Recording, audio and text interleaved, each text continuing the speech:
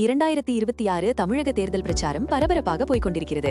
இந்நிலையில் உதயநிதி ஸ்டாலின் அவர்கள் தேர்தல் பிரச்சாரத்தில் எடப்பாடி பழனிசாமி மோடியின் முரட்டு பக்தன் என்று விமர்சனம் செய்தார். அதற்கு அதிமுக பொதுச் செயலாளர் எடப்பாடி பழனிசாமி பதிலடி கொடுத்து பேசினார். இதோ அந்த காணொலியை பாருங்கள்.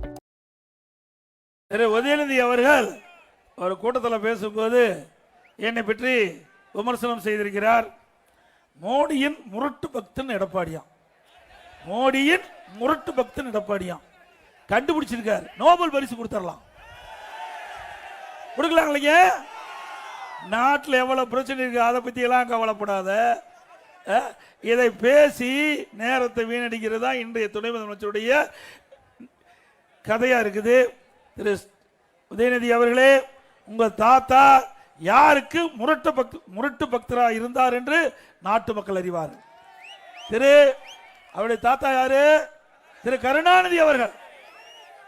திரு உதயநிதி அவருடைய தாத்தா திரு கருணாநிதி அவர்கள் யாருக்கு முரட்டு பக்தரா இருந்தார் என்று நாட்டு மக்கள் அறிவார்கள்.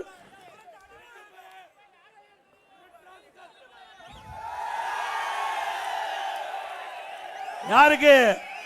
மத்தியிலே பாரத பிரதமராக இருந்த திரு வாஜ்பாய் அவர்களுக்கு முரட்டு பக்தரா இருந்தவர் திரு கருணாநிதி அவர்கள். பாருங்க, ஒருத்தர் மைக்கு ஆன் பண்றாங்க, ஒருத்தர் மைக்கு சரி பண்றாங்க, எப்படி எல்லாம் பிரதமருக்கு ஜால்ரா போடுறாங்க பாருங்க. எங்களை பத்தி பேசுவதற்கு அருகதை இருக்குதா உங்களுக்கு? உங்க தாத்தா டெல்லிக்கு போகும்போதெல்லாம் ஏதாவது காரியத்தோட தான் போவார்.